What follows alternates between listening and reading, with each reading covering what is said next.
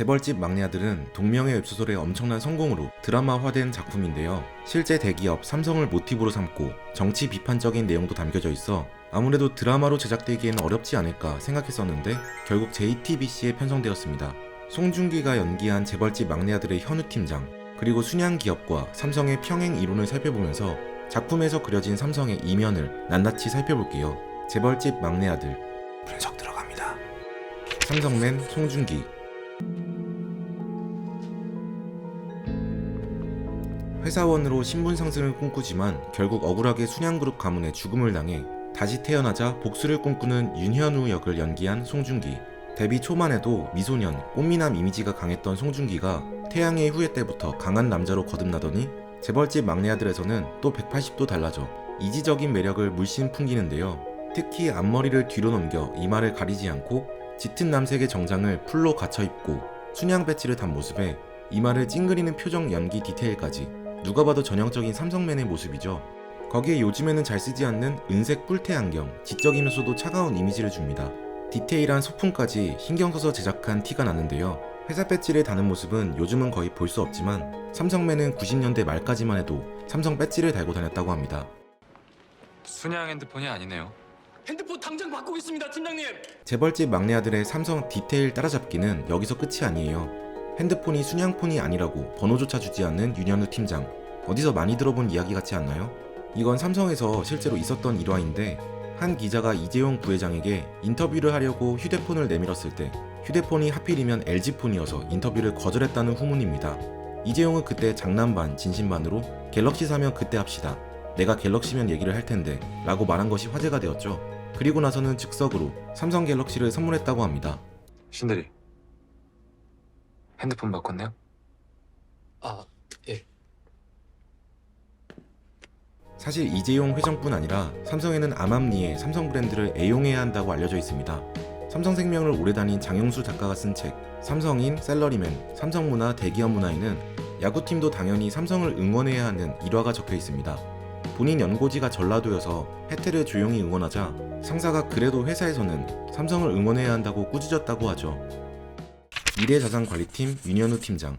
순양물산 미래자산관리팀 윤현우 팀장입니다.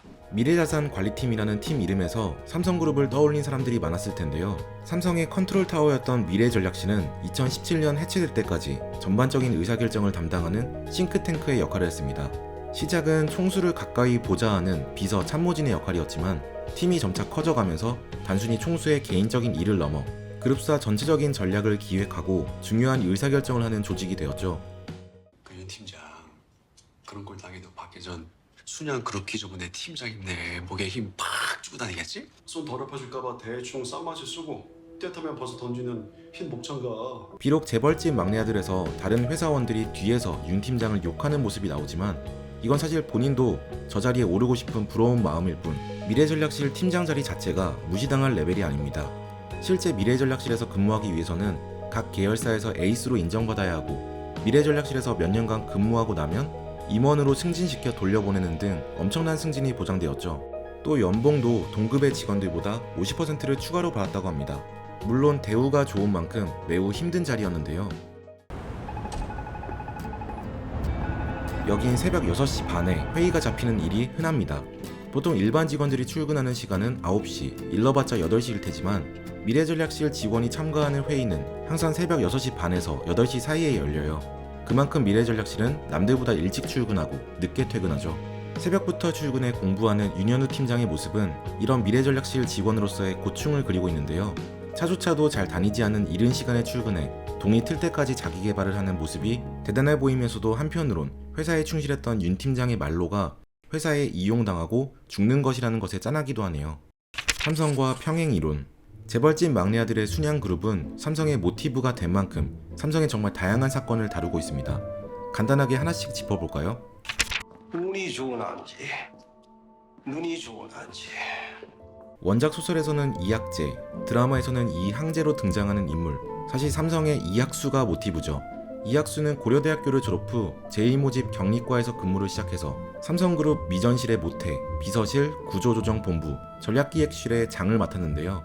이건희 삼성전자 회장 시절 삼성의 2인자로 불렸던 만큼 삼성의 핵심 역할로 계열사 매각 등 세습 작업을 지휘했지만 경력의 마지막에는 그룹 내에서 완전히 밀려난 것으로 평을 받는데 실제 드라마에서 이양재로 어떻게 그려질지 기대됩니다. 승계 작업이 다 끝날 때까지 이렇게 숨을 쉬고 계시라고요.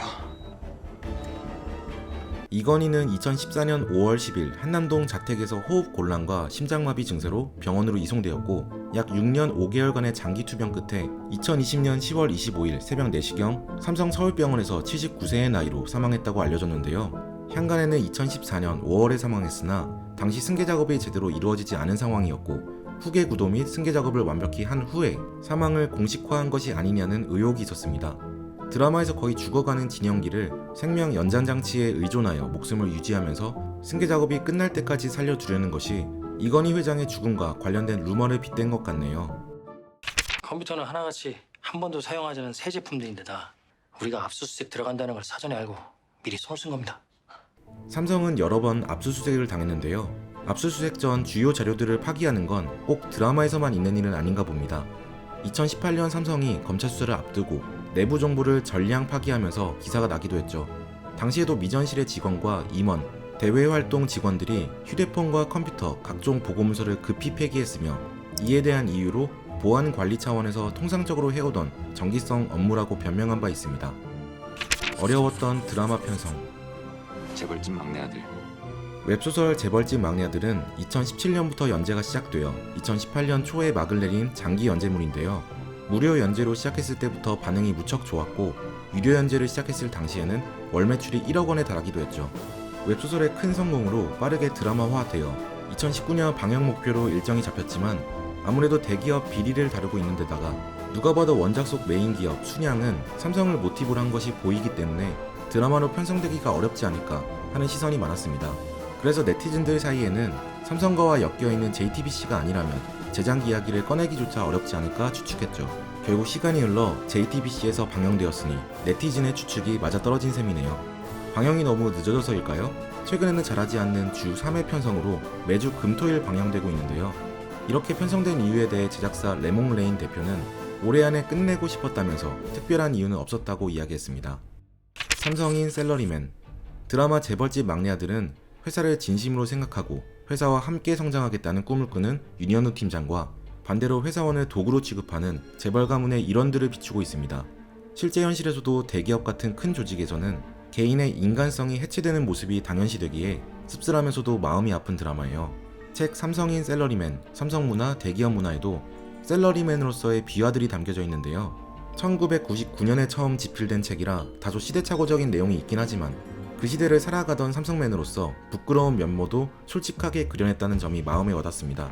90년대 말 삼성의 분위기를 느끼고 싶다면 재벌집 막내 아들과 함께 비교하며 읽어보시면 꽤 재밌을 거예요. 2020년대가 되었는데도 정말 닮은 점이 많아서 깜짝 놀라실 겁니다.